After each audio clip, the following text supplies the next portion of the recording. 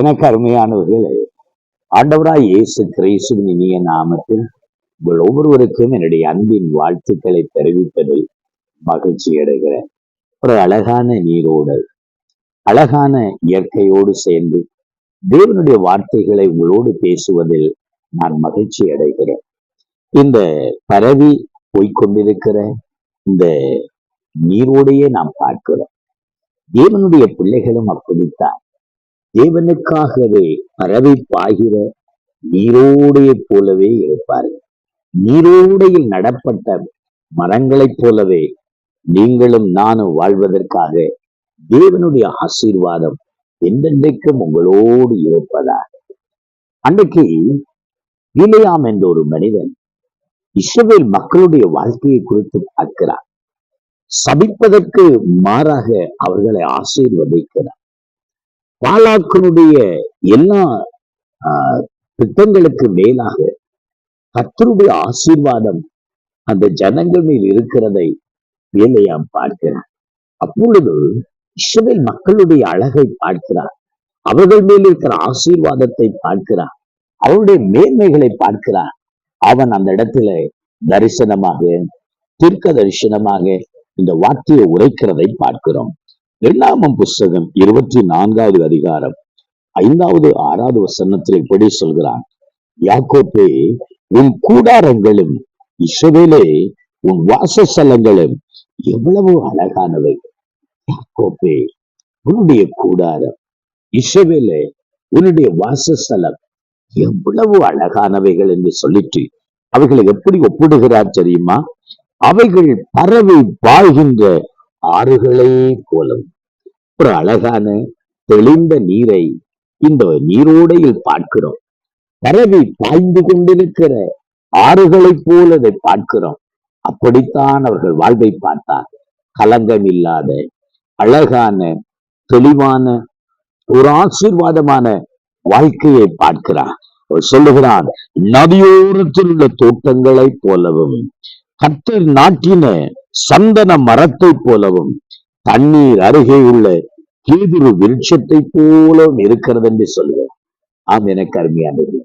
என் தேவனுடைய பிள்ளைகளே, சத்துருக்கள் உங்களை சபிப்பதற்கு, சத்துருக்கள் உங்களை கெடுப்பதற்கு பல வழிகள் தேடலாம்.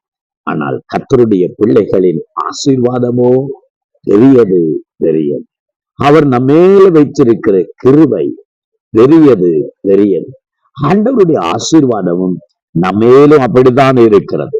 பரவி பாய்கின்ற ஆறுகளை போலவும், நதியோரத்தில் நடப்பட்ட அங்கே தோட்டத்தை போலவும், கர்த்தர் நாட்டின சந்தன மரத்தின் வாசனையை போலவும், தண்ணீர் அருகே உள்ள கேதுரு விருட்சங்களைப் போலவும் நீங்களும் ஆசீர்வாதமாகவே இருப்பதற்காக தேவன் நம்மை அழைத்திருக்கிறார்.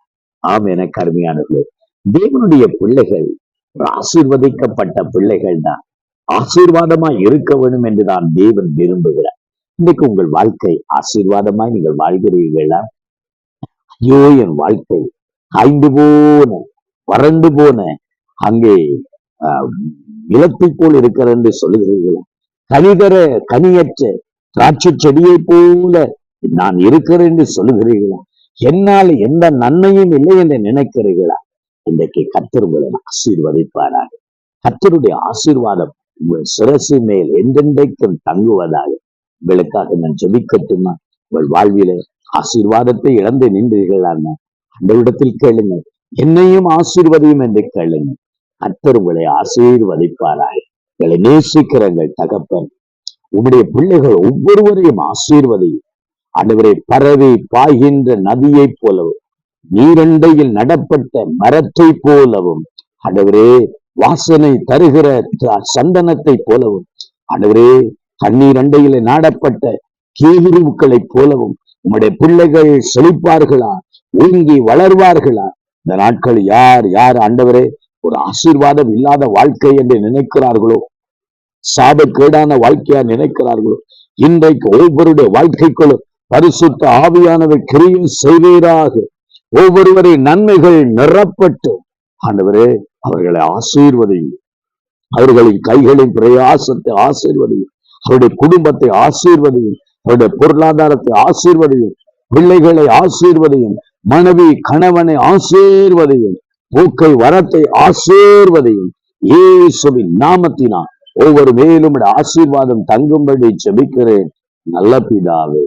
ஆமென், ஆமென். கர்த்தர் உங்களை ஆசீர்வதித்து விளையும் தேவன் பரவி பாய்கிற ஆறுகளைப் போல மாற்றுவாராக. God bless you.